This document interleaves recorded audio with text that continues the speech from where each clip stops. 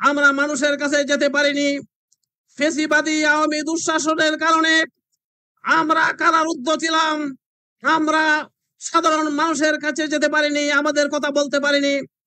আওয়ামী লীগের দুঃশাসন ছিল এবং আওয়ামী লীগের দুঃশাসনের কারণে মামলা, হামলা, গুম এবং খুনের মাধ্যমে বাংলাদেশ থেকে জামাত ইসলামীকে নিশ্চিহ্ন করার চেষ্টা করা হয়েছে। আমরা জানি 1 তারিখে আগস্টের জামাত ইসলামীকে নিষিদ্ধ করে 5 তারিখে তারাই বাংলাদেশ থেকে নিষিদ্ধ হয়েছে। আওয়ামী লীগের রাজনীতি গণতন্ত্রহীনতার রাজনীতি, ধর্মনিরপেক্ষতার রাজনীতি, সমাজতন্ত্রের রাজনীতি, হত্যা, সন্ত্রাস, লুটতরাজের রাজনীতি। আওয়ামী লীগ বাংলাদেশে যে দুঃশাসন চালু করেছিল, এই দুঃশাসনের কারণে বৈষম্য বিরোধী ছাত্র আন্দোলনের মাধ্যমে 5 আগস্ট এই সরকারের বিদায় হয়েছে। বন্ধুগণ, আমরা জানি বাংলাদেশের ন্যাক্কারজনক ভাবে শেখ হাসিনা বাংলাদেশ থেকে বিদায় নিতে বাধ্য হয়েছে। আমরা এমন সরকারের পতন দেখিনি যে সরকারের পতনের পর বাংলাদেশ থেকে ভিন্ন দেশে পালিয়ে যেতে হয়। আমরা এমন পতন দেখিনি যে সরকারের পতনের পর বাইতুল মুকাররম মসজিদের খতিবকে পালিয়ে যেতে বাধ্য হতে হয়। আমরা এমন সরকারের পতন দেখিনি যে সরকারের পতনের পর সুপ্রিম কোর্টের বিচারপতিদেরকে বাংলাদেশ থেকে পালিয়ে যেতে বাধ্য হতে হয়। সুতরাং বন্ধুগণ, আওয়ামী লীগ গণতন্ত্রকে হত্যা করেছিল। আওয়ামী লীগ লুটতরাজের রাজনীতির মাধ্যমে বাংলাদেশের ব্যাংকগুলিকে লুটপাট করে বিদেশে তারা বাড়ি গাড়ি করে বাংলাদেশের মানুষের জীবনকে বিপন্ন করেছিল। আমরা আবার ফিরে এসেছি, জনগণের কাছে যাব, সংগঠনকে শক্তিশালী করব, আগামী জাতীয় এবং স্থানীয় নির্বাচনের প্রস্তুতি নেব। ইসলামের দিকে তাকিয়ে আছে, আগামীতে জামাতকে তারা ক্ষমতায় দেখতে চায়। শুন, আমরা মাঠে ময়দানে তৎপর হই, রাজনীতিতে ঐক্যবদ্ধভাবে চেষ্টা করি। বাংলাদেশ জিন্দাবাদ, বাংলাদেশ জামাত ইসলামী জিন্দাবাদ, জিন্দাবাদ। ধন্যবাদ। সংগ্রামী সাথী বন্ধুগণ, আজকের এই ঐতিহাসিক কর্মী সম্মেলনে আমাদের মাঝে এসে উপস্থিত হয়েছেন খেলাফত মজলিস ময়মনসিংহ মহানগরী সংগ্রামী সভাপতি মাওলানা সাধারণ সম্পাদক মাওলানা আব্দুল করিম, জমিয়তুল উলামা ইসলাম নেতা মাওলানা খায়রুল ইসলাম, বাংলাদেশ খেলাফত আন্দোলনের জেলা সেক্রেটারি মুফতি হাবিবুল্লাহ ইকবাল, ইসলামী আন্দোলন বাংলাদেশ ময়মনসিংহ মহানগরের সংগ্রামী সভাপতি ডাক্তার নাসিরউদ্দিন সহ সংগ্রামী নেতৃবৃন্দ, খেলাফত মজলিসের সংগ্রামী সেক্রেটারি জনাব সিদ্দিকুর রহমান আজকে আমাদের কর্মী সম্মেলনে এসে উপস্থিত হয়েছেন। আমরা তাদেরকে ধন্যবাদ, মোবারকবাদ জানাচ্ছি।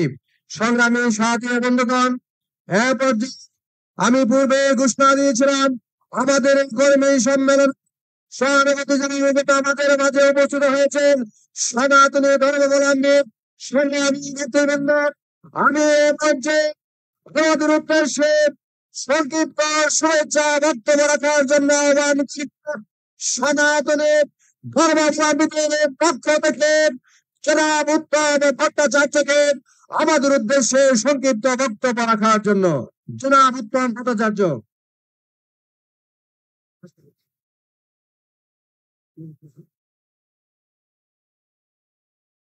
নমস্কার, নমস্কার।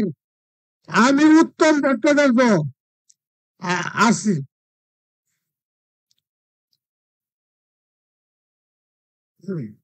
সংবর্ধনা আজকের ঐতিহাসিক সার্কিট হাউস জামাতে ইসলামী কর্মী সম্মেলন উপস্থিত প্রধান অতিথি মাননীয় আমির ডক্টর শফিকুল ইসলাম সাহেব, বিশেষ অতিথি এবং আজকে প্রোগ্রামের সভাপতি ও আমার সামনে উপস্থিত কর্মীবৃন্দ। আমি আজ কেন এখানে উপস্থিত হয়েছি? আজ ৭১ সালে বাংলাদেশ স্বাধীনের পর থেকে প্রতিটা বার সরকার পতনের পর, সরকার গঠনের পর আমার হিন্দু ভাইদেরকে হত্যা, খুন, গুম, লুটপাট, বাড়িঘর দখল, অগ্নি সংযোগ করা হয়। প্রতিটা বার বলা হয় জামাত ইসলাম এই দেশের রাজাকার তারা এদেরকে এই খুন করেছে, বাড়িঘর লুটপাট করেছে, দখল করেছে। আমি তো দেখিনি।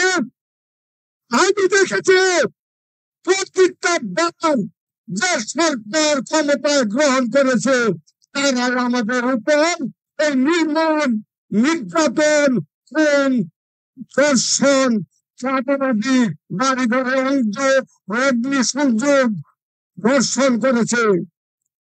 আজ আজ থেকে 17 বছর দেশ পরিচালনার দায়িত্ব ছিলেন আওয়ামী লীগ। আওয়ামী লীগের শাসন আমলে 7বার আমার হিন্দু ভাইদেরকে, 7বার তারা নষ্ট করেছে, নষ্ট করেছে, খুন করেছে। 7বার দেওয়া হয়েছে, তা প্রকৃতবার দোষ দেওয়া হয়েছে বাংলাদেশ জামাত ইসলামকে, বিএনপিকে। আমি তো দেখিনি। আর আমি দেখেছি যে জামাত ইসলাম প্রতিবাদী দল, তাই আমি অসংখ্য হিন্দু ভাইদেরকে নিয়ে জামাত ইসলামে যোগদান করেছি। আমি দেখতে চাই কোথায় হিন্দু ভাইদেরকে খুন করা হয়, কোন হিন্দু বাড়িঘরে অগ্নি সংযোগ করা হয়, ভাঙচুর করা হয়। এই জামাত ইসলাম 5ই আগস্টের থেকে প্রতিটা হিন্দু বাড়িঘর, ব্যবসা প্রতিষ্ঠান, মন্দির তারা পাহারা দিয়ে রেখেছে, যেন যেন জামাত ইসলামের কোথাও কোনো আজগুজ খুঁজে না পায়।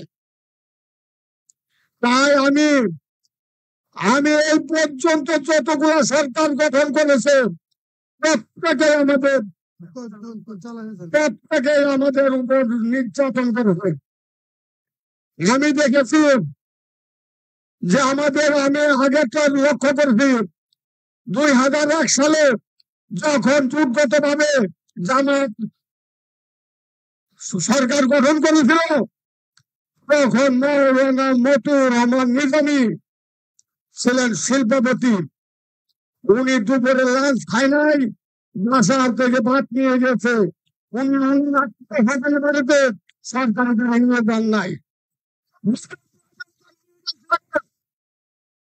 সরকারি খরচ উনি বহন করেন নাই। তাদেরকে বলা হচ্ছে রাজাকার। আমি 71-এর যুদ্ধ দেখিনি, আমি 2020-এর করোনা মহামারীর যুদ্ধ দেখেছি।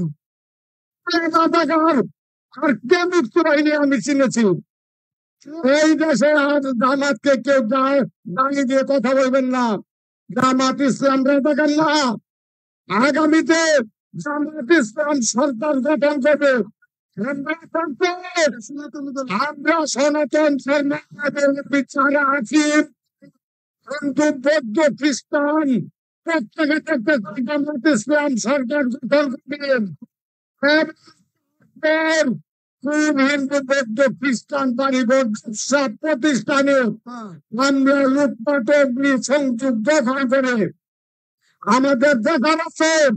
আজকে এখানে আমরা শপথ করব যে আমাদের বাড়িঘরে লুটপাট, অগ্নি সংযোগ করবে, তাদের হাত ভেঙে দেব। আমরা তাদের হাত ভাঙতে চাই। আমি বক্তব্য সময় আমার এখন আমাদের সামনে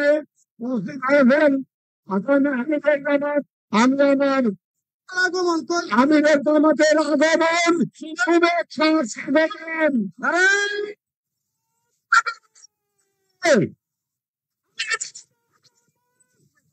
স্বাগতম।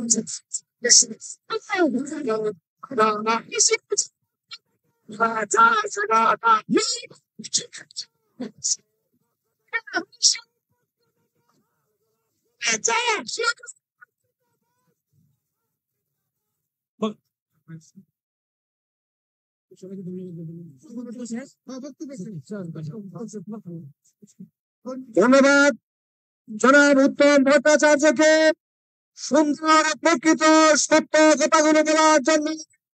সংগ্রামী সাথী বন্ধু,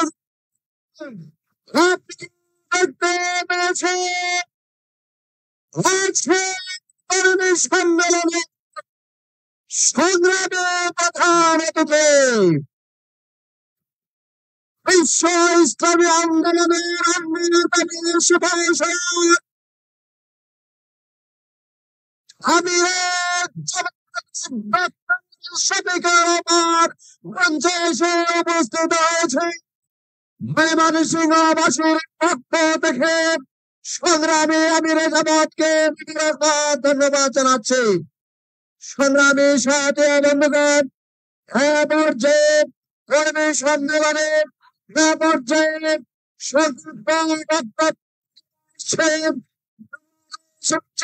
ইসলামের ময়মনসিংহ জেলা শাখার সংগ্রামী আমি কারা নির্যাতিত নেতা জননেতা জনাব আব্দুল করিম, জননেতা জনাব আব্দুল করিম।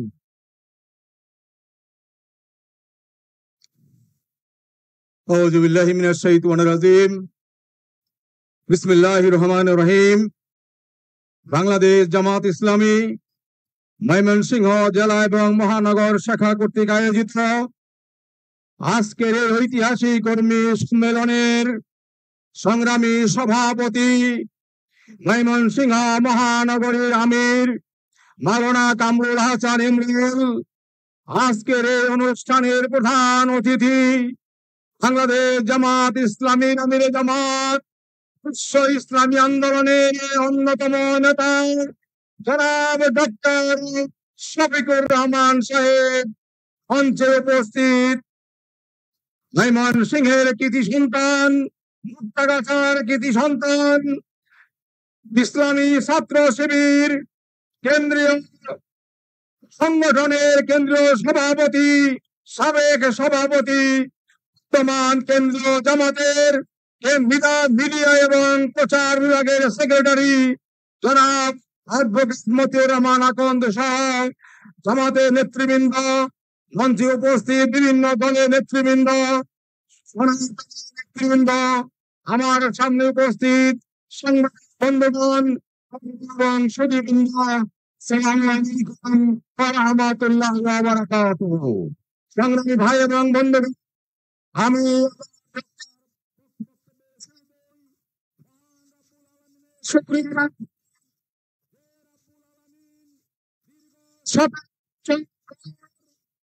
আজকের ঐতিহাসিক সার্কিট ময়দানে, সার্কিট হাউস ময়দানে কর্মী সম্মেলন আয়োজন করার সুযোগ দিয়েছেন সেই মহান রব্বুল আলামিনের শুকরিয়া আদায় করি, আলহামদুলিল্লাহ।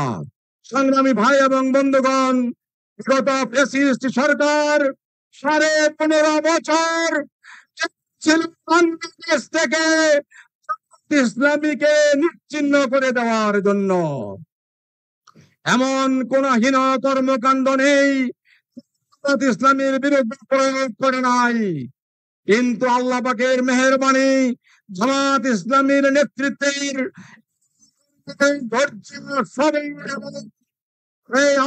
প্রতি আনুগত্যের মাধ্যমে তারা বাংলাদেশের প্রতিটি ঘরে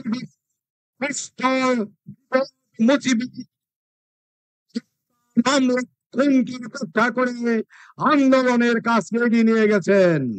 আর ফলশ্রুতিতে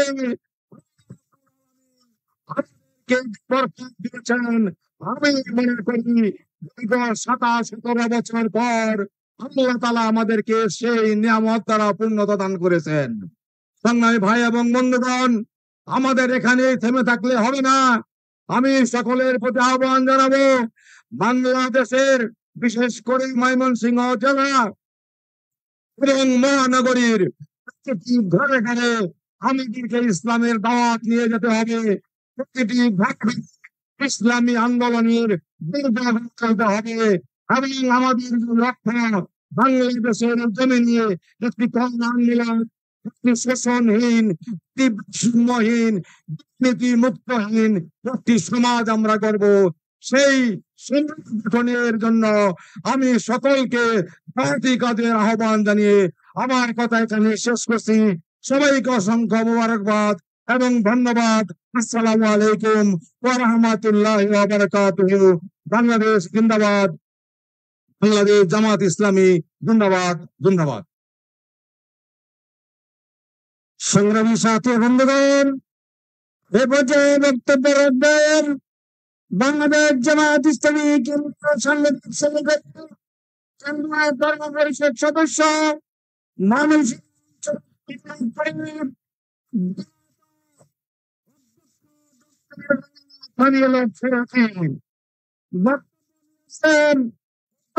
ডক্টর মৌলানা সামিউল হক ফারুকী।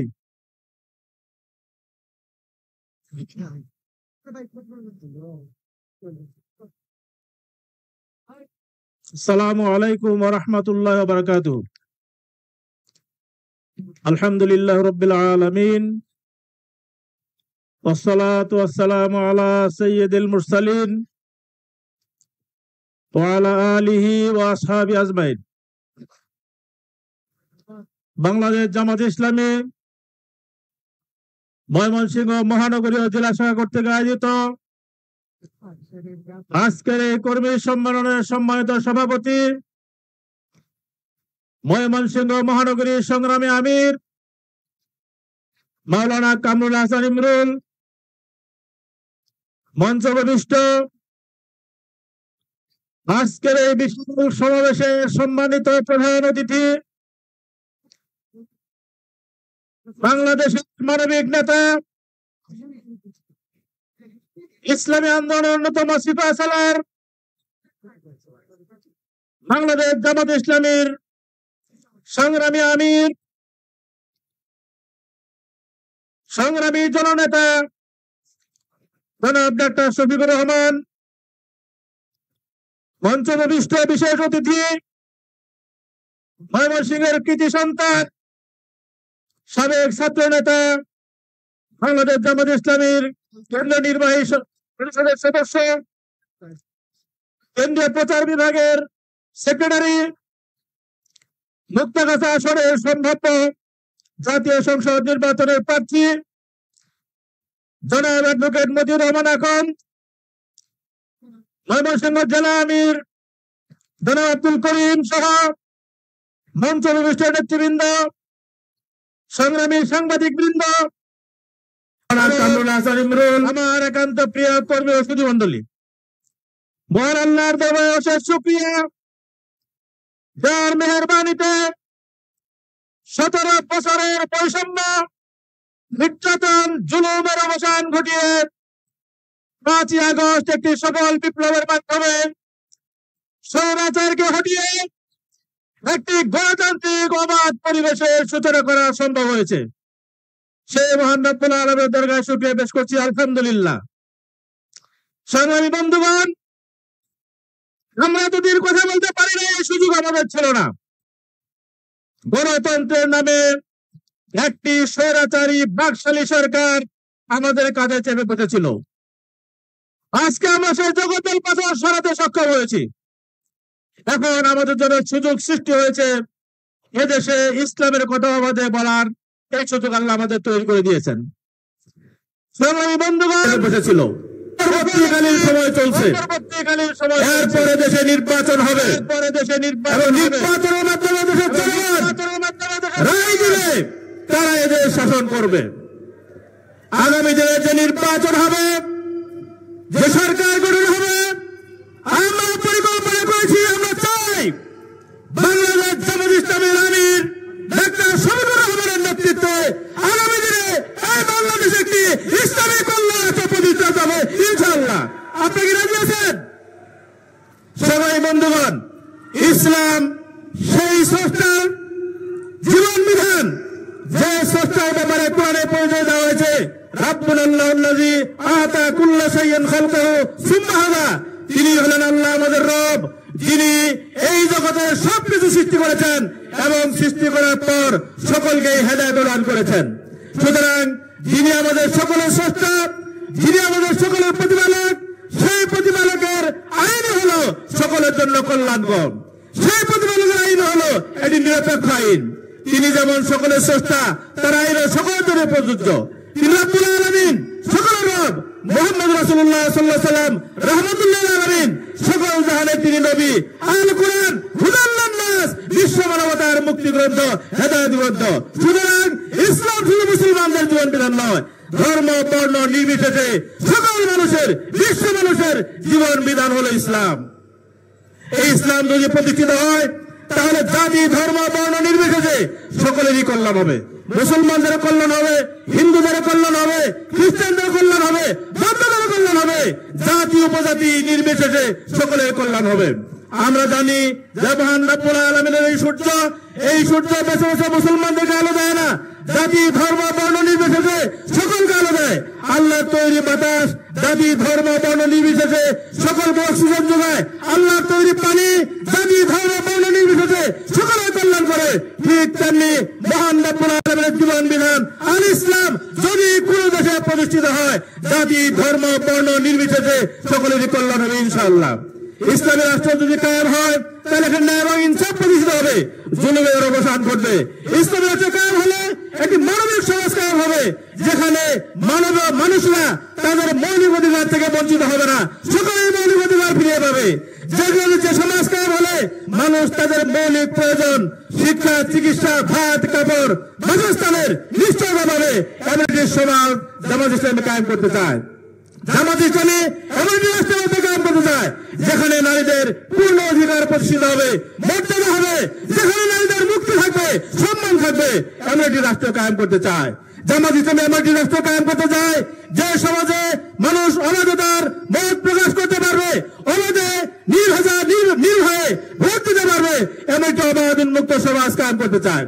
জামাত ইসলামী এমন একটি সমাজ কায়েম করতে চায় যেখানে যাকাত ভিত্তিক অর্থ ব্যবস্থা প্রতিষ্ঠানের মাধ্যমে জনগণের অভাব অনটন দূর করা হবে, যেটি আল্লাহ রাব্বুল আলামিনের ঘোষণা রয়েছে, ওয়ালাউ আন্না আহলাল কুরআ আমানু ওয়াত্তাকাউ লাফাতাহনা আলাইহিম বারাকাতুম মিনাস সামাই ওয়াল আরদ। কোন দেশের মানুষ যদি ঈমান গ্রহণের পর তাকওয়া ভিত্তিক জীবন যাপন করে, ইসলামী ব্যবস্থা কায়েম করে, আল্লাহর ওয়াদা রয়েছে ওই সমাজে রাব্বুল আলামিন আকাশ এবং বরকতের দরজাগুলো খুলে দেবেন ইনশাআল্লাহ। যদি আল্লাহ তার বরকতের দরজাগুলো খুলে দেয় তাহলে কি অভাব অনটন থাকতে পারে? থাকতে পারে না। সুতরাং জামাত ইসলামী যদি ইসলামী রাষ্ট্র কায়েম করতে পারে তাহলে দেশ থেকে অভাব দূর হবে, দরিদ্র দুঃখী মানুষের মুখে হাসি ফুটবে, তাদের অধিকার প্রতিষ্ঠিত হবে। জামাত ইসলামের ক্ষমতায় গেলে চাঁদাবাজি থাকবে না, দুর্নীতি থাকবে না, লুণ্ঠন থাকবে না, লুটপাট থাকবে না, সন্ত্রাস থাকবে না, কোনো কিছু থাকবে না ইনশাআল্লাহ। একটি জননিরাপত্তামূলক রাষ্ট্র কায়েমই জামাত ইসলামের লক্ষ্য। তাই সম্মেলন কর্মী ভাইয়েরা, আগামী দিনে এই বাংলাদেশকে একটি ইসলামী কল্যাণ কায়েমের দায়িত্ব জামাত ইসলামীকেই নিতে হবে। এখানে ইসলামী দলের নেতৃবৃন্দ রয়েছেন, তাদের প্রতি আমাদের আহ্বান, সকল দল মত নির্বিশেষে সকলকে এদেশকে একটি ইসলামী কল্যাণ প্রতিষ্ঠা করার জন্য ঐক্যবদ্ধ হতে হবে। সকল মেধাভেদ কাদের সরাসরি বন্ধ করে ইসলাম কায়েমের ব্যাপারে ঐক্যবদ্ধ হতে হবে। সংগ্রামী ভাই বন্ধুগণ, আমাদেরকে এই এমনি একটি কল্যাণকর রাষ্ট্র প্রতিষ্ঠার জন্য শুধু সম্মেলন করলে হবে না, বক্তব্য দিলে হবে না, বরং প্রতিটি ঘরে ঘরে গিয়ে মানুষকে ইসলামের দাওয়াত দিতে হবে, ইসলামের সুফল ঘরে ঘরে পৌঁছে দিতে হবে। তাই সম্মানিত বন্ধুগণ, আমি আজকের এই সম্মেলন থেকে আহ্বান করতে চাই, আজকে ময়মনসিংহ অঞ্চলের ময়মনসিংহ শহরের বৃহৎ সম্মেলন থেকে আমরা চারিদিকে ছড়িয়ে পড়বো এবং ইসলামী কল্যাণের পক্ষে জনমত তৈরির জন্য ইনশাআল্লাহ আমরা প্রতিটি ঘরে ঘরে এই ইসলামের দাওয়াত পৌঁছে দেব। আপনারা কি রাজি আছেন? আল্লাহ আমাদের সকলকে তৌফিক দান করুন। এই কথা বলে আমি আমার সংক্ষিপ্ত বক্তব্য শেষ করছি। ওয়া আখিরু দাওয়ানা আলহামদুলিল্লাহি রাব্বিল আলামিন। বাংলাদেশ জিন্দাবাদ, বাংলাদেশ জামাত ইসলামী জিন্দাবাদ জিন্দাবাদ। আসসালামু আলাইকুম ওয়া রাহমাতুল্লাহ। সংগ্রামী সাথী বন্ধুগণ, আজকের ঐতিহাসিক কর্মী সম্মেলনে আমাদের সাথে একত্রতা ঘোষণা করার জন্য মঞ্চে এসে উপস্থিত হয়েছেন ইসলামী আন্দোলন বাংলাদেশ কেন্দ্রীয় কমিটির অন্যতম সদস্য জনাব ডাক্তার নাসির উদ্দিন। সংগ্রামী সাথী বন্ধুগণ, আজকের ময়মনসিংহের ঐতিহাসিক সার্কিট হাউস মাঠে ঐতিহাসিক কর্মী সম্মেলনে এ পর্যায়ে গুরুত্বপূর্ণ বক্তব্য দিয়ে আসছেন বাংলাদেশ জামাত ইসলামী কেন্দ্রীয় নির্বাহী পরিষদের অন্যতম সদস্য, বিশিষ্ট আইনজীবী, কেন্দ্রীয় প্রচার বিভাগের সংগ্রামী সেক্রেটারি, ময়মনসিংহের কৃতি সন্তান, মুক্তাগাছা সংসদীয় আসনে জামাত মনোনীত সম্ভাব্য সংসদ সদস্য প্রার্থী অ্যাডভোকেট মতিউর রহমান আকন্দ, অ্যাডভোকেট মতিউর রহমান আকন্দ।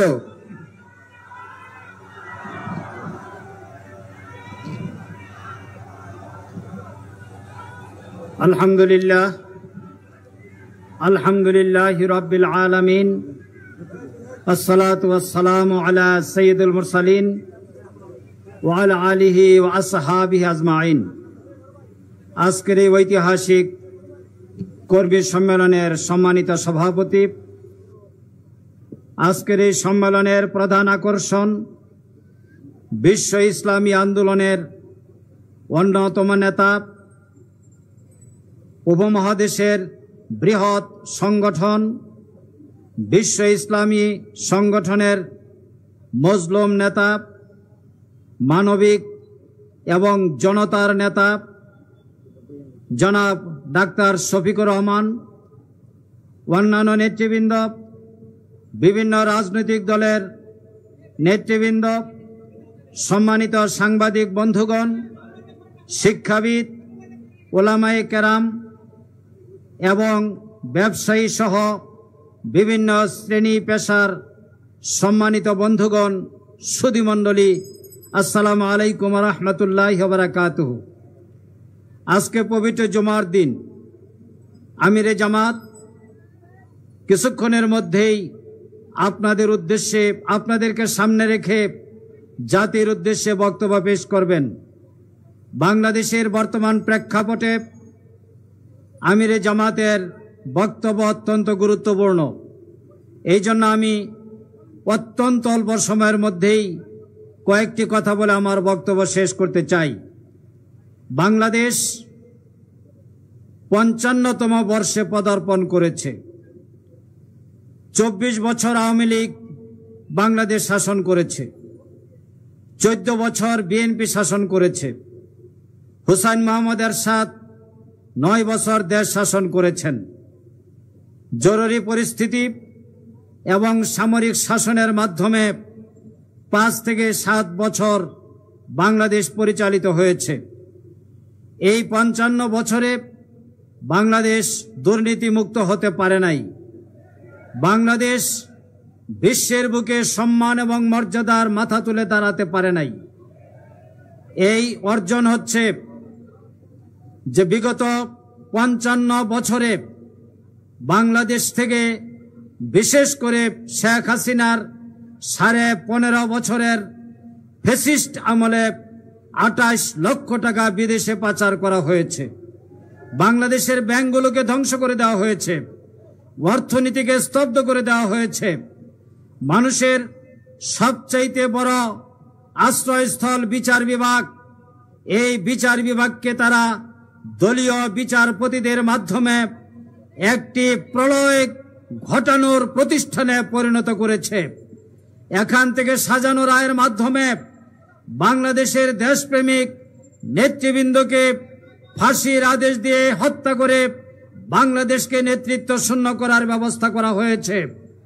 বিগত ১৫.৫ বছরে বাংলাদেশের মানুষের ভোটাধিকার, বেঁচে থাকার অধিকার, কাজের অধিকার, ফান্ডামেন্টাল রাইট, বেসিক রাইট সব কিছুকে কেড়ে নেওয়া হয়েছে। ১৫.৫ বছর পর আজকে একটি মুক্ত বাংলাদেশ আমরা পেয়েছি। সেই জন্য আল্লাহর দরবারে শুকরিয়া, আলহামদুলিল্লাহ। প্রিয় বন্ধুগণ, বাংলাদেশ একটি পরিবর্তন চায়। এই পরিবর্তনের জন্য কমপক্ষে ৫টি উপাদান দরকার। তার মধ্যে একটি হচ্ছে নেতৃত্ব। রাজনৈতিক নেতৃত্বের মাধ্যমে মানুষ স্বপ্ন দেখে সংগঠিত হয়, পরিবর্তনের দিকে ধাবিত হয়। আল্লাহ রাব্বুল আলামিনের অনেক শুকরিয়া যে আজকে ৫৫ বছর পর বাংলাদেশ জামাত ইসলামী এমন একজন নেতা পেয়েছে, যে নেতার নেতৃত্বে শুধু জামাত ইসলামী নয়, সারা বাংলাদেশের মানুষ একটি ভবিষ্যৎ স্বপ্ন দেখার সুযোগ পেয়েছে। এই নেতৃত্বের মাধ্যমে আমরা আগামী দিনে একটি নতুন বাংলাদেশ গড়ে তোলার স্বপ্ন দেখছি এবং জামাত ইসলামী সেই স্বপ্ন বাস্তবায়ন করবে ইনশাআল্লাহ। দ্বিতীয়ত হচ্ছে পরিবর্তনের জন্য একটি মজবুত সংগঠনের দরকার। একথা নিঃসন্দেহে বলা যায়। বাংলাদেশ জামাত ইসলামী এদেশের মাঠের সবচাইতে এবং সর্ববৃহৎ একটি রাজনৈতিক শক্তি। জামাত ইসলামীকে বাদ দিয়ে বাংলাদেশে অতীতে কোনো রাজনৈতিক সিদ্ধান্ত নেওয়া সম্ভব হয়নি, বর্তমানে আরো সম্ভব নয়, ভবিষ্যতেও সম্ভব নয় ইনশাআল্লাহ। সুতরাং জামাত আগামী দিনে একটি পরিবর্তনের নেতৃত্ব দিবে, এটাই স্বাভাবিক। তৃতীয় হচ্ছে, একটি রাজনৈতিক দলের উত্থান ঘটে নেতাদের ত্যাগ এবং কুরবানির মাধ্যমে। বিগত 15.5 বছরে বাংলাদেশের মাটিতে সবচাইতে বেশি রক্ত, সবচাইতে বেশি কুরবানি দিয়েছে জামাত ইসলামী। জামাত ইসলামীর তদানীন্তন আমির মাওলানা মতিউর রহমান নিজামীকে ফাঁসির মাধ্যমে হত্যা করা হয়েছে। উপমহাদেশের বিখ্যাত রাষ্ট্রবিজ্ঞানী প্রফেসর গোলাম আজমকে কারাগারে আটক রেখে হত্যা করা হয়েছে।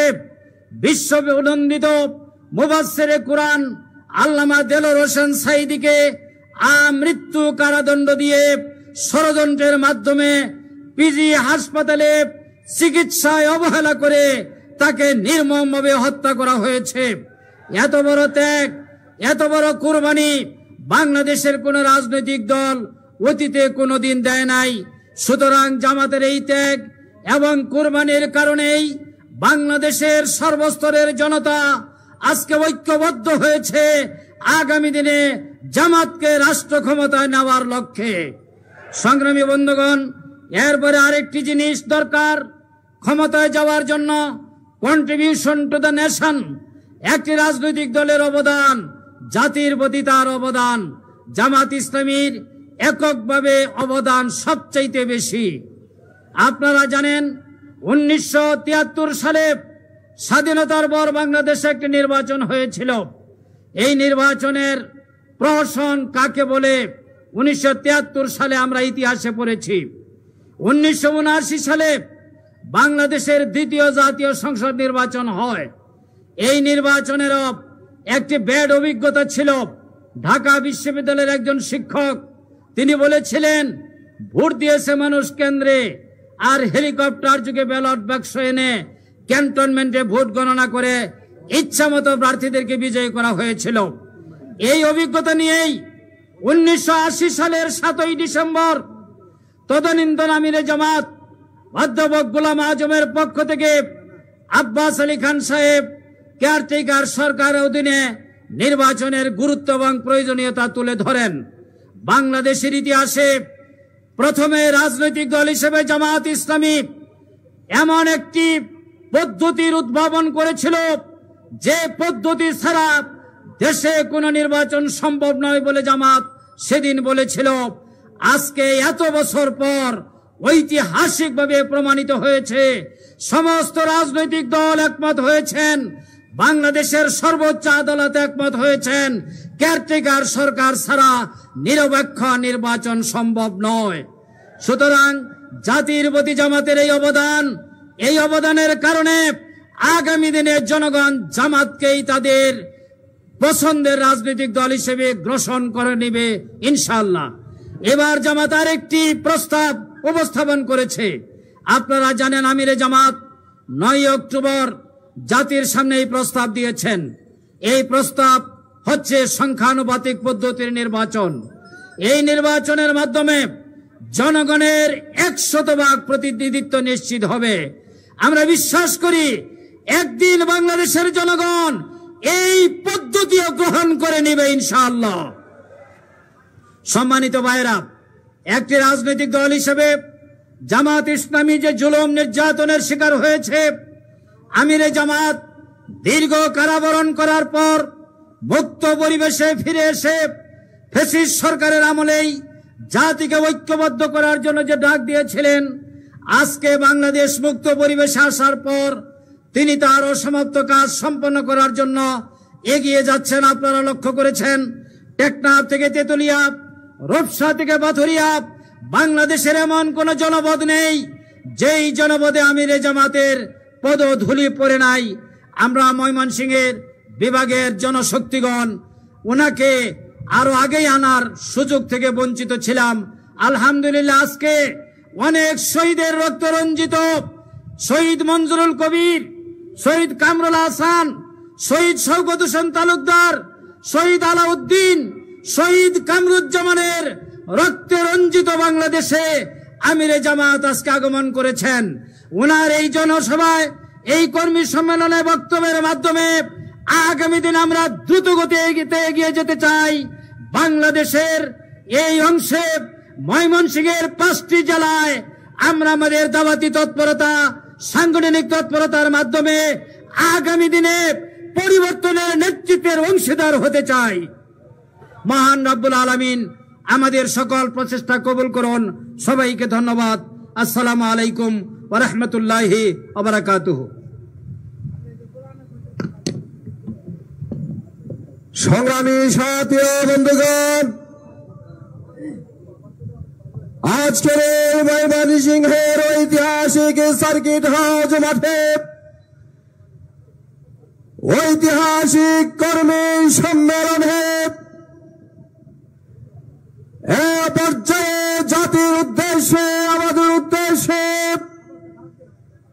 গুরুত্বপূর্ণ বক্তব্য নিয়ে আসছেন বিশ্ব ইসলামী আন্দোলনের অন্যতম সিপাহসালার, দক্ষিণ পূর্ব এশিয়ার বৃহত্তম ইসলামী আন্দোলন শহীদ কাফেলা বাংলাদেশ জামাত ইসলামের সংগ্রামী আমির, মানবতার বন্ধু, মানবিক নেতা, গরিব দুঃখী মেহনতি মানুষের বলিষ্ঠ কণ্ঠস্বর জননেতা ডাক্তার শফিকুর রহমান, জননেতা ডাক্তার শফিকুর রহমান।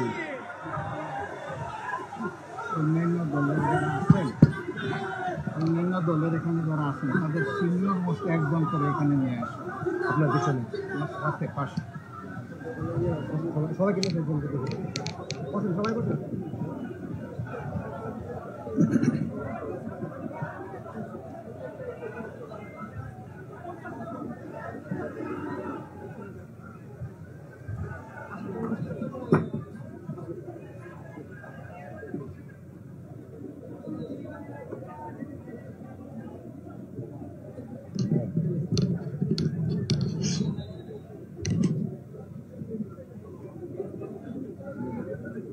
আসসালামু আলাইকুম ওয়া রাহমাতুল্লাহ।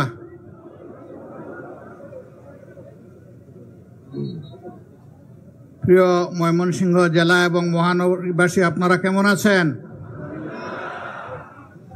খুব দুর্বল আলহামদুলিল্লাহ আসলো যে। কেমন আছেন আপনারা? আলহামদুলিল্লাহ।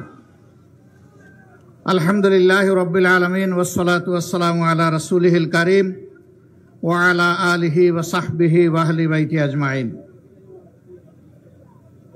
ময়মনসিংহ জেলা এবং মহানগরী কর্তৃক আয়োজিত আজকের এই ঐতিহাসিক কর্মী সম্মেলনের সম্মানিত সভাপতি, বাংলাদেশ জামাতে ইসলামী ময়মনসিংহ মহানগরী শাখার সম্মানিত আমির কামরুল হাসান ইমরুল, মঞ্চে বসা বাংলাদেশ জামাতে ইসলামীর অন্যতম কেন্দ্রীয় নির্বাহী পরিষদের অন্যতম সদস্য, প্রচার বিভাগের সেক্রেটারি, ময়মনসিংহের কৃতি সন্তান জনাব মতিউর রহমান আকন অ্যাডভোকেট, এ অঞ্চলের পরিচালক কেন্দ্রীয় সাংগঠনিক সেক্রেটারি জনাব ডক্টর সামিউল হক ফারুকি,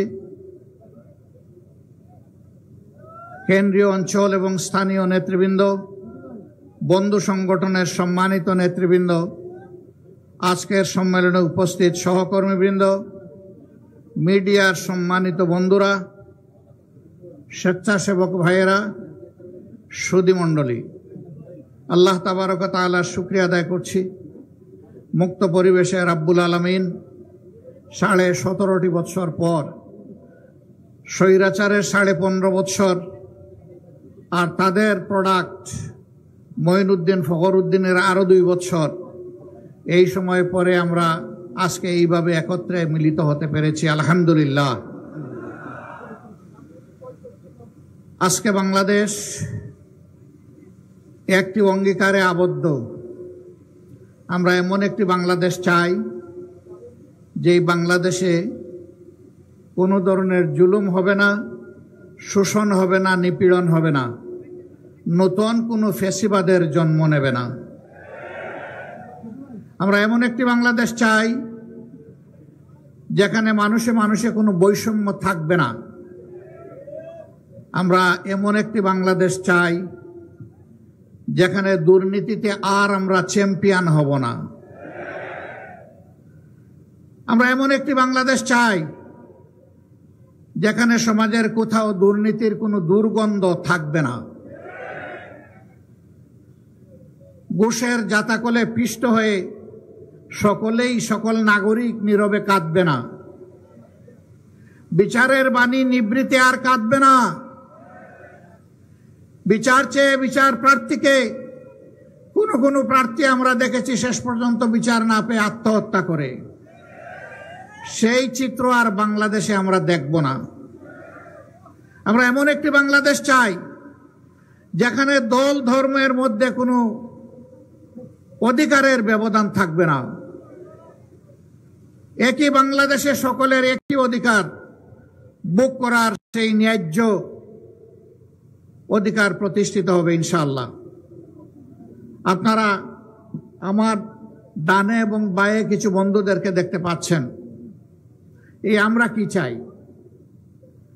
এখানে বিভিন্ন ইসলামী রাজনৈতিক সংগঠনের নেতৃবৃন্দ এবং দেশপ্রেমিক সংগঠনের নেতৃবৃন্দ সমবেত হয়েছেন।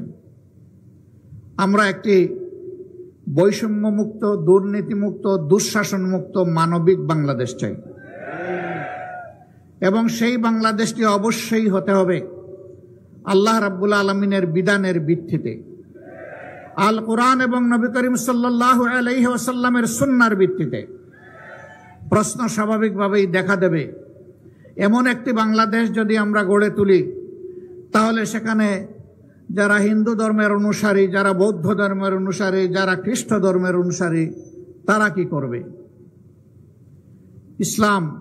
ইসলামের নবী মুহাম্মদুর রাসূলুল্লাহ সাল্লাল্লাহু আলাইহি ওয়াসাল্লামকে আল্লাহ দুনিয়ায় পাঠিয়েছিলেন সমস্ত মানুষের নিরাপত্তা নিশ্চিত করার জন্য, সমস্ত মানুষের অধিকার নিশ্চিত করার জন্য।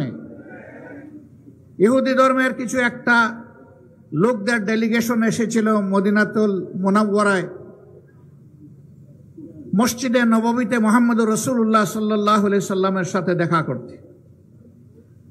আলোচনার এক পর্যায়ে তারা বলল, আপনি যে আল্লাহর ইবাদত করেন আমরা তো সেই আল্লাহরই ইবাদত করি, মদিনার এই মসজিদে আমরা কি ইবাদত করতে পারবো?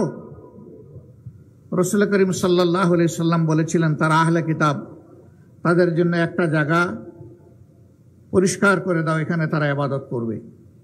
আল্লাহু আকবার। সম্মানিত ভাইয়েরা, মদিনা নগর রাষ্ট্রই ছিল দুনিয়ার প্রথম আধুনিক রাষ্ট্র। এর আগে দুনিয়ার ইতিহাস ঘাটিয়ে কোথাও পাওয়া যায় না যে আর কোনো রাষ্ট্র কাঠামোয় লিখিত সংবিধান ছিল কিনা। এখান থেকেই লিখিত সংবিধানের জন্ম, এখান থেকেই হিউম্যান চার্টার তৈরি হয়েছে এবং যেটাকে চ্যালেঞ্জ করার সাহস কোনো মতবাদের এখনো দুনিয়ায় হয় নাই। সেই মদিনা চার্টার বা সনদের অধীনে সকল ধর্ম এবং বর্ণের মানুষ নিরাপত্তা পেয়েছে। তবে রাষ্ট্রীয় স্বার্থের বিরুদ্ধে কেউ যদি কাজ করে কিংবা বিশ্বাসঘাতকতা করে তাহলে সে যে ধর্মেরই হোক শাস্তি তাকে পেতেই হবে, কারণ সে বেঈমান, সে জাতির সাথে বিশ্বাসঘাতক।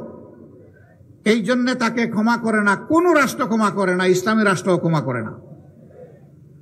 এখানে রাষ্ট্রের ইন্টিগ্রিটির প্রশ্ন, তার সক্রিয়তা, সার্বভৌমত্বের প্রশ্ন। মূল সার্বভৌমত্ব আল্লাহ তাআলা। আল্লাহ রাব্বুল আলামিন জমিনের টুকরা টুকরা রাজত্ব দিয়েছেন।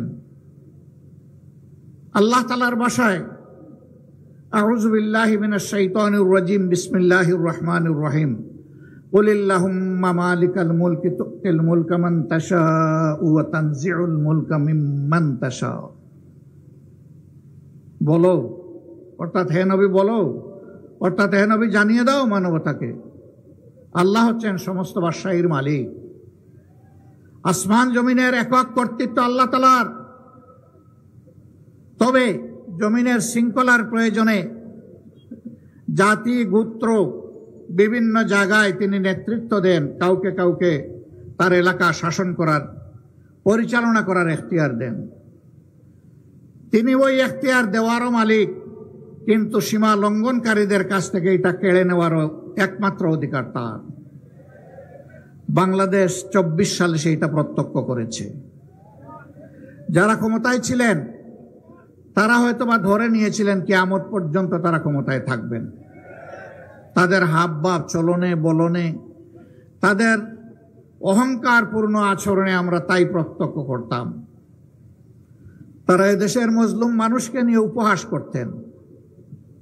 দেশপ্রেমিক ইমানদার লোকদেরকে ফাঁসি দেওয়ার পরে তারা উল্লাস প্রকাশ করেছেন, মিষ্টি বিতরণ করেছেন, আমরা শুনেছি। আল্লাহ তাআলা আদালতে আখেরাতে সকলের বিচার যার যার পাওনা ঠিক মতোই আল্লাহ সমঝাইয়ে দিবেন, এর কোনো ব্যতিক্রম হবে না। সম্মানিত ভাইরা, এই ভাইদেরকে আমি আর কষ্ট দিচ্ছি না, আমরা আপনাদেরকে আশ্বস্ত করছি, মানবিক বিধান কায়েমে আমরা এক, আমাদের মধ্যে কোনো পার্থক্য নেই। এই দেখেন, আমরা হাতে হাত ধরে এক হয়ে গেলাম, কোনো পার্থক্য নেই। আমাদের আল্লাহ এক, আমাদের নবী এক, আমাদের জীবন বিধান আল কোরআন, এর ভিত্তিতে আমাদের ঐক্য, এবং ইনশাআল্লাহ আমরা সেই ঐক্যবদ্ধ বাংলাদেশ গড়ব ইনশাআল্লাহ। এ পথের কোনো চ্যালেঞ্জ আমরা মানব না, কোনো বাধার মুখে থেমে যাব না, অন্যায়ের কাছে আপোষ করব না।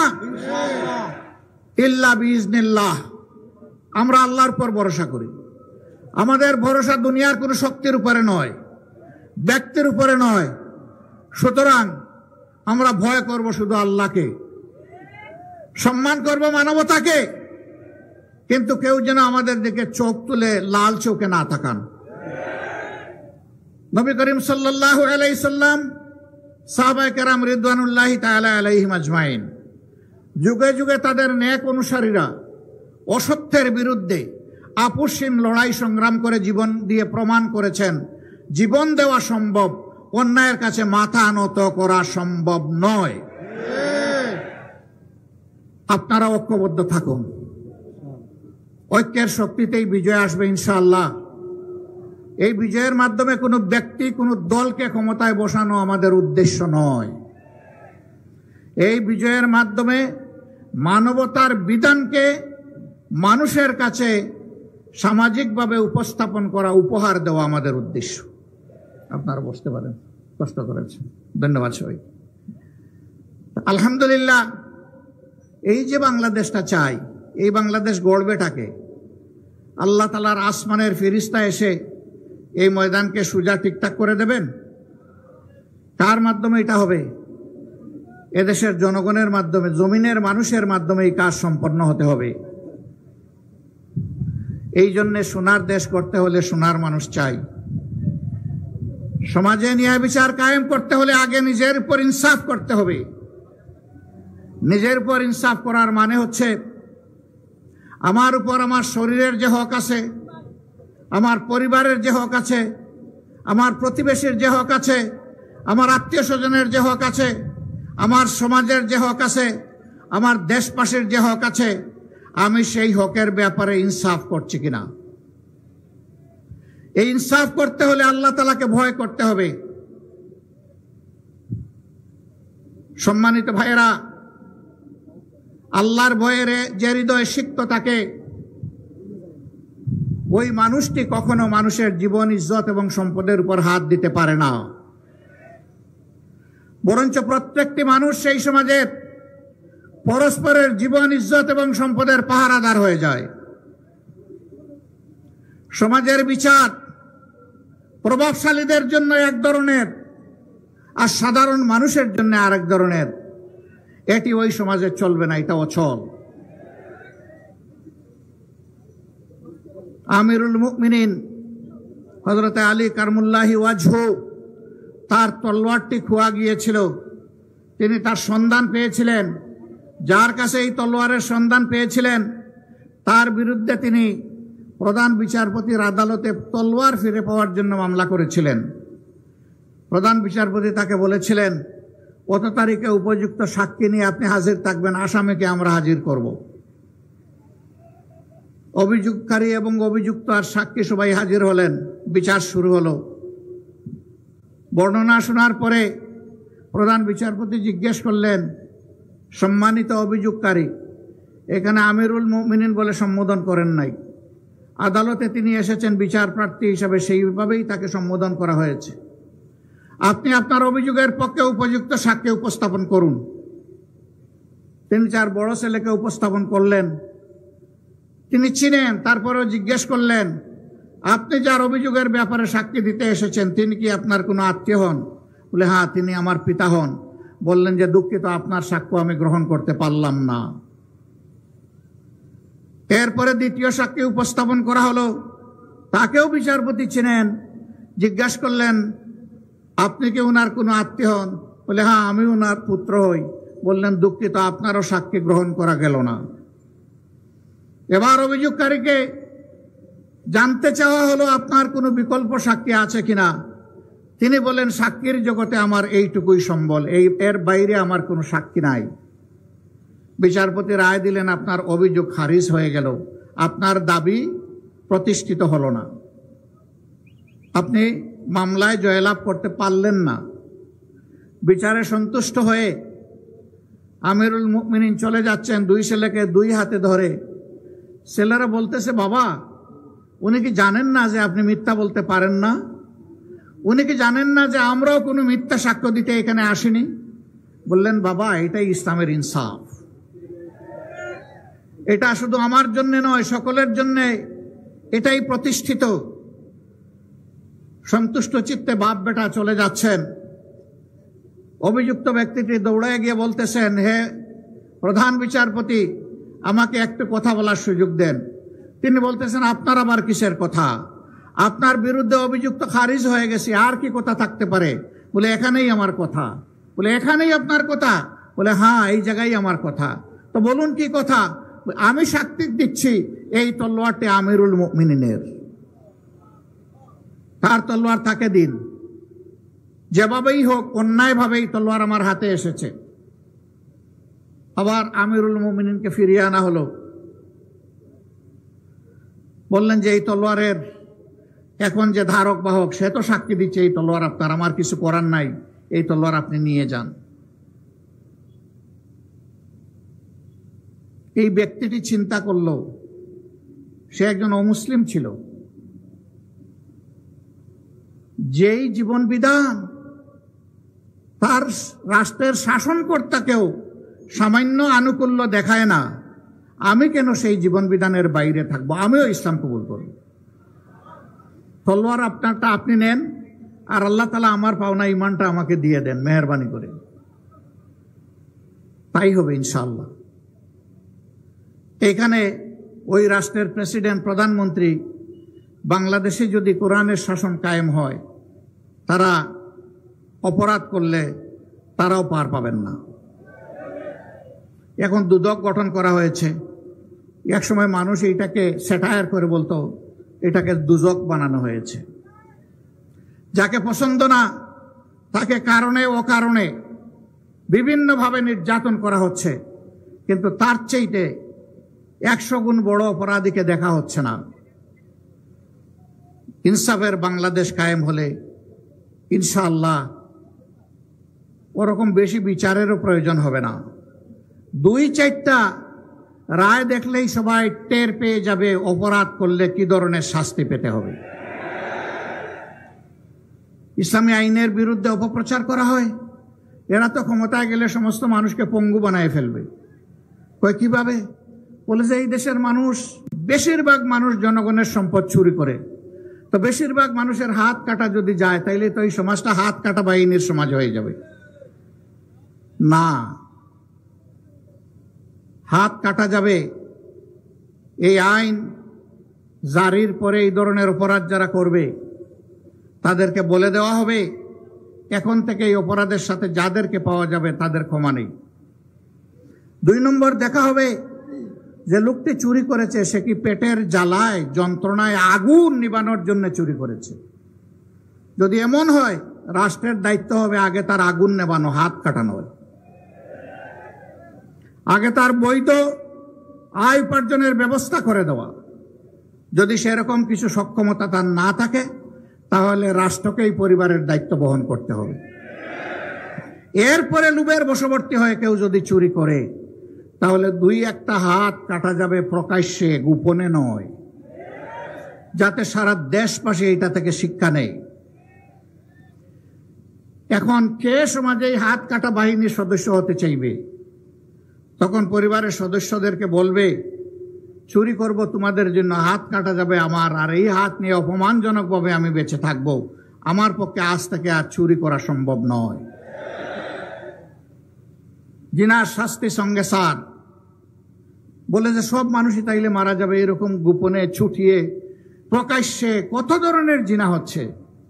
হ্যাঁ, ওরকম 2-1 জনের শাস্তি হলে বাকিরা তওবা করে আড়ালে চলে যাবে ইনশাআল্লাহ, মা বোনরা নিরাপদ হয়ে যাবে। বেদনাদায়ক ঘটনা, মাগুরার 11 বছরের মেয়েটাকে কি করা হয়েছে আপনারা জানেন। ছিঁড়ে ফিড়ে শেষ করে দেওয়া হয়েছে। মাগুরার আসমা, আমরা সেখানে গিয়েছিলাম, ওখান থেকে ফিরতেছি, এবার আসিয়া ওখান থেকে ফিরতেছি, এবার শুনি বরগুনায় সনাতন ধর্মের একটা মেয়েকে তাদেরই পাড়ার কিছু ওই একই ধর্মের লোক ওরা শেষ করে দিয়েছে। খুন করে নাই, কিন্তু তার সম্পদ নষ্ট করে দিছে, ইজ্জত নষ্ট করে দিছে। বাবা প্রতিকার চেয়ে আদালতে থানায় মামলা করেছিল, বাবাকে কুপিয়ে খুন করে ফেলেছে। সেই পরিবারকে দেখতে পরের দিন গেলাম, গিয়ে দেখি এই পরিবারে আর কোনো পুরুষ সদস্য অবশিষ্ট নেই। এই মেয়েটির বয়সও 11.5-12 বছর হবে। এরপরে একটা মেয়ে 3.5 বছর, তারপরে কুলে একটা মেয়ে 2.5 মাস। নিহত ব্যক্তির বৃদ্ধা মা আছেন আর বিধবা স্ত্রী আছেন। খুবই খারাপ লাগলো। 2.5 মাসের সন্তানটাকে কুলে নিলাম। আমি ওই সন্তানের মাকে বললাম এই সন্তানটা আমি নিয়ে যাই, আমাকে দিয়ে দেন।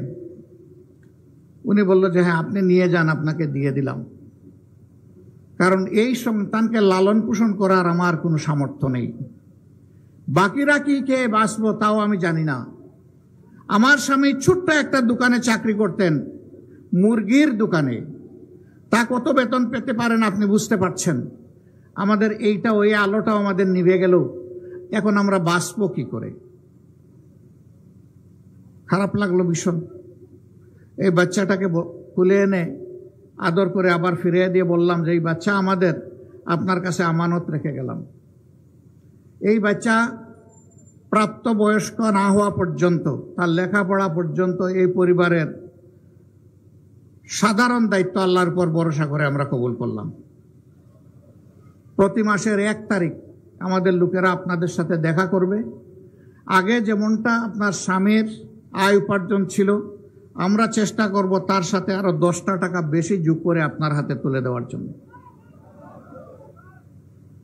কিন্তু আমরা কি তার স্বামী ফিরাই দিতে পারবো?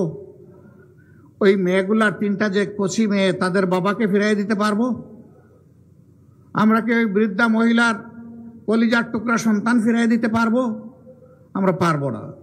সমাজে যদি আল্লাহর সেই আইন জারি হয় তাহলে সবচেয়ে ভীত সন্ত্রস্ত হলো যারা লাগামহীন এই জীবনে চলতে চায়।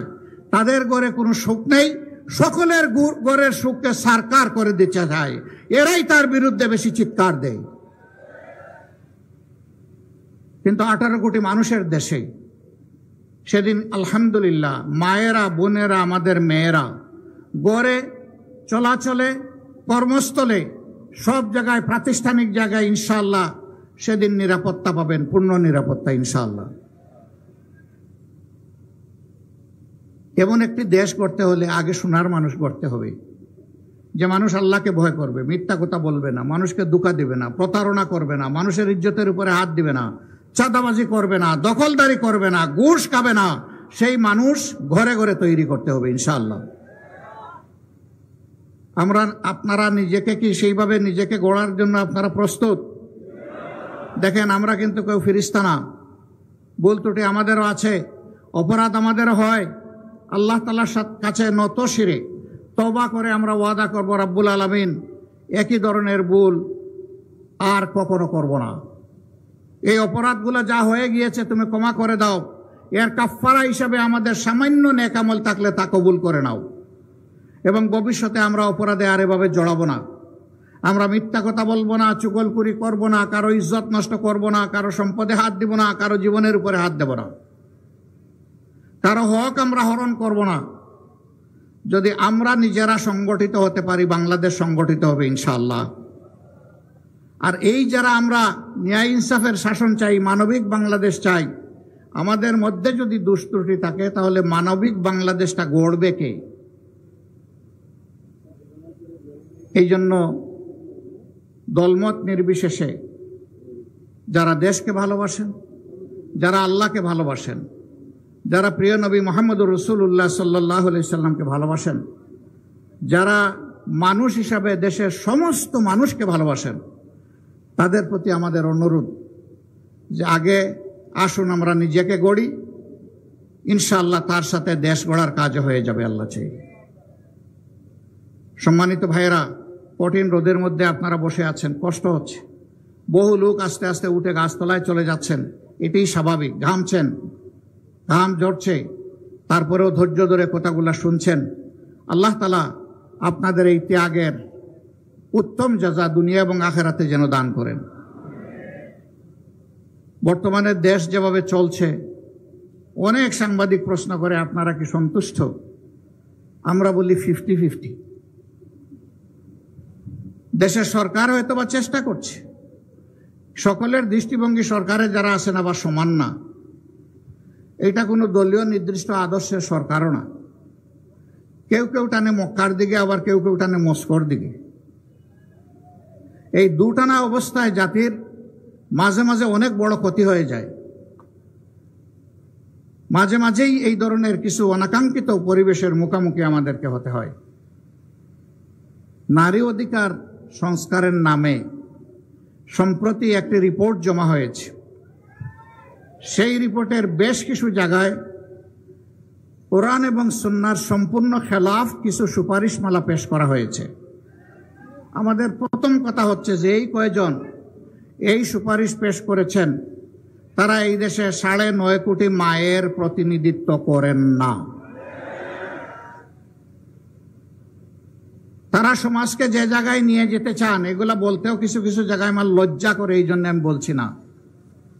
আমরা সেই জায়গায় তাদেরকে নিতে দিব না ইনশাআল্লাহ। এদেশের মানুষের একটা সংস্কৃতি, একটা তাহজিব, একটা তামাদ্দুন আছে। তার বিরুদ্ধে আঘাত দিলেই সমাজের পুরা শৃঙ্খলা তছনছ হয়ে যাবে। এটা আমরা মানব না, এটা আমরা মানতে পারি না। আমরা মাননীয় প্রধান উপদেষ্টাকে অনুরোধ করব, আপনি দেশে ফিরে বিলম্ব না করে আগেই কাজটাই বাতিল করেন। আর যদি এরকম কোনো কমিশন করতে হয়, তাহলে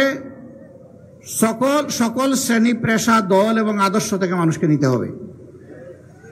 সেখানে ইমানদার মহিলাদেরও প্রতিনিধিত্ব নিশ্চিত করতে হবে, যারা কোরআন হাদিসের পর্যাপ্ত জ্ঞান রাখেন।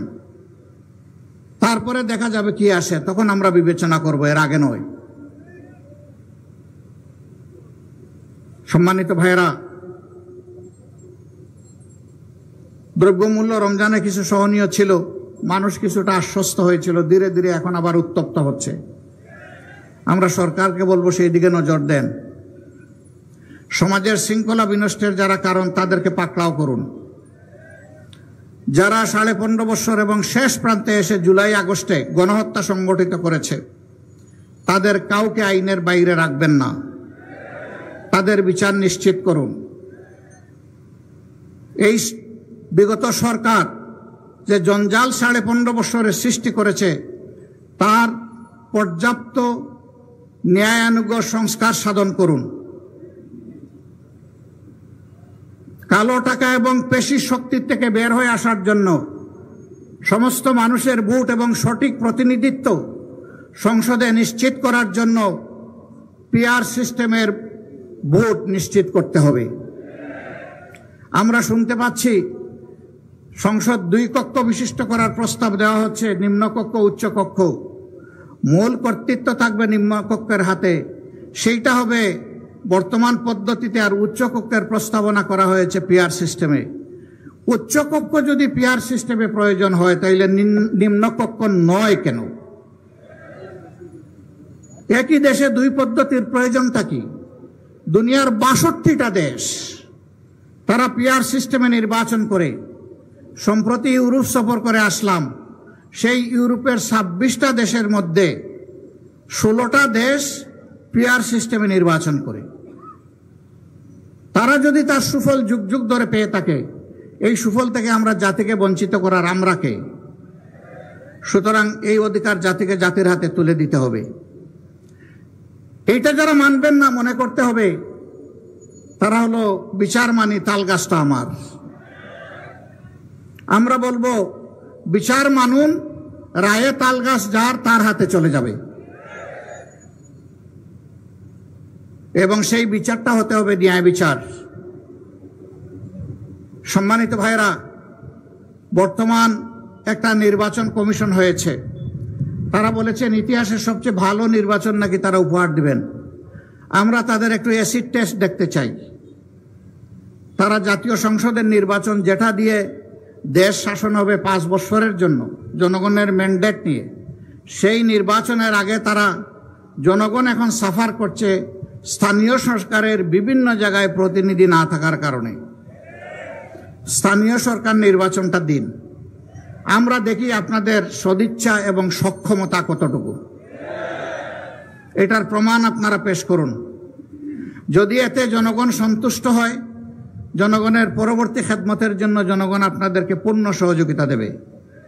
আর এখানে যদি কোনো কিছু ধরা পড়ে, তাইলে জনগণ আপনাদেরকে হলুদ নয় লাল কার্ড দেখাই দেবে।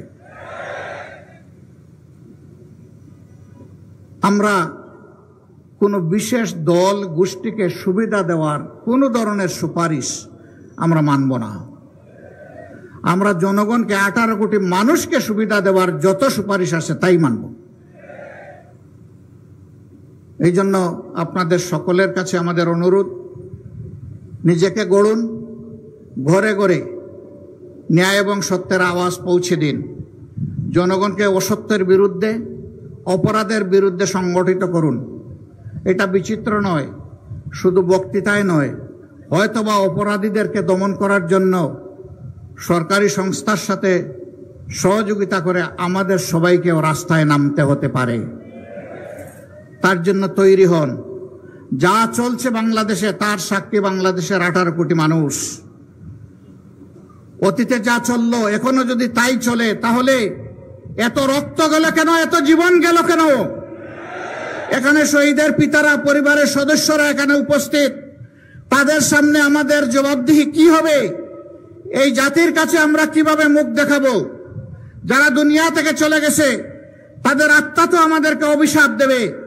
যারা জীবন্ত শহীদ হয়ে পঙ্গু হয়ে হাসপাতালের বিছানায় কিংবা নিজের বাড়িতে কাতরাচ্ছে, তাদের কাছে আমাদের জবাবদিহি কি হবে? এই জন্য আমাদের শহীদদের প্রতি সম্মান রেখে, আমাদের পঙ্গু আহত ভাই বোনদের প্রতি সম্মান রেখে, তারা যেমন জীবন দেওয়ার জন্য লড়াই করেছে, বাংলাদেশকে জঞ্জাল মুক্ত, কলুষ মুক্ত, দুর্নীতি মুক্ত, দুঃশাসন মুক্ত বাংলাদেশ করার জন্য আমরা আরেকবার জীবন দিয়ে হলেও লড়াইয়ের জন্য প্রস্তুত হয়ে যাব ইনশাআল্লাহ। অতীতের দুরাচার, স্বৈরাচার, দুর্নীতিবাজ, লুটারাদের থেকে শিক্ষা নিন।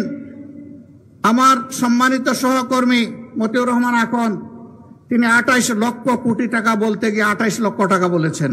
তার অন্তরে 28 লক্ষ কোটিই ছিল। এই টাকা বাংলাদেশের বাজেটের, বার্ষিক বাজেটের 4 থেকে 5 গুণ। এই টাকা কারা চুরি করেছে বলেন? এখনো কি বয়ের সংস্কৃতি আছে? গলা জেড়ে বলেন, আওয়ামী লীগ করেছে, তাদের দূষররা করেছে।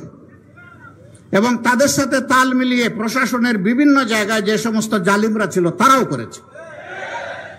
জনগণের এই সম্পদ দেশে ফিরিয়ে এনে জনগণের তহবিলে যোগ করতে হবে। আমরা চাই তা ফেরত আনা হোক।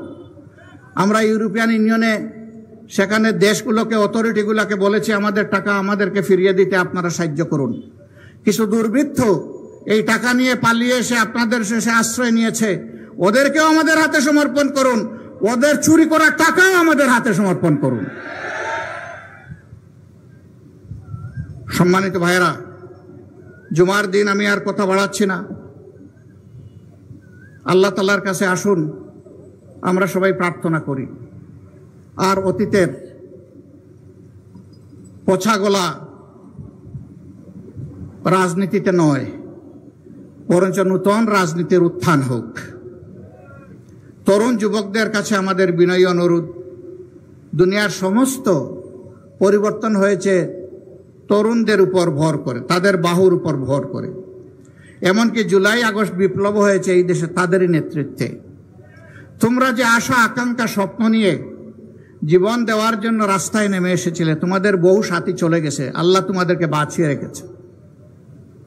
তোমরা এই লড়াই থেকে বিশ্রাম নিও না যতদিন পর্যন্ত তোমাদের ন্যায্য দাবিগুলা প্রতিষ্ঠিত না হবে। আল্লাহ রসুল সাল্লাল্লাহু আলাইহি সাল্লাম মানবতার দিনও প্রতিষ্ঠিত করেছেন এই যুবকদেরকে সাথে নিয়ে। বাংলাদেশ যুবকেরা, তোমরাও জেগে উঠো, কল্যাণের বিধান কুরআনকে অন্তরে ধারণ করো, আল্লাহর শক্তিতে বলিয়ান হয়ে অসত্যের বিরুদ্ধে রুখে দাঁড়াও। তোমরা হবে আমাদের আগামীর নেতা, আমরা ইনশাআল্লাহ হব তোমাদের সহকর্মী। এমন একটি বাংলাদেশ গড়ে তোমাদের হাতে আমরা উপহার দিয়ে তোমাদেরকেই দেশ এবং জাতির খেদমতের সুযোগ করে দিতে চাই। এগিয়ে আসো, এগিয়ে আসো আল্লাহর দিকে, এগিয়ে আসো সত্য বিধানের দিকে, এগিয়ে আসো ন্যায় এবং ইনসাফের দিকে, এগিয়ে আসো দল ধর্ম নির্বিশেষে সমস্ত মানুষের অধিকার প্রতিষ্ঠার দিকে। আল্লাহ রাব্বুল আলামিন আমাদের সবাইকে সেই তৌফিক দান করুন। আমাদের কথাগুলো কষ্ট করে শোনার জন্য সকলকে আন্তরিক কৃতজ্ঞতা জানিয়ে, মহান মৌলার দরবারে শুকরিয়া জানিয়ে, যে সমস্ত বন্ধু সংগঠনের ভাইয়েরা আমাদের সাথে এসে সংহতি প্রকাশ করেছেন তাদের প্রতিও কৃতজ্ঞতা জানিয়ে আমার বক্তব্য এখানেই শেষ করছি। আল্লাহ হাফিজ। বাংলাদেশ জিন্দাবাদ, বাংলাদেশ জামাতে ইসলামী জিন্দাবাদ। আসসালামু আলাইকুম রহমতুল্লাহ। সবাই যে উঠে আপনারা হাঁটতে শুরু করলেন, প্রিয় সভাপতির বক্তব্য শুনবেন, আমিও শুনবো, আপনারা বসুন, আমিও শুনবো ইনশাআল্লাহ। ধন্যবাদ মোহতারাম আমির জামাতকে। সংগ্রামী সাথী ও বন্ধুগণ, আজকের এই কর্মী সম্মেলনের আমরা একেবারে শেষ পর্যায়ে এসে উপস্থিত হয়েছে।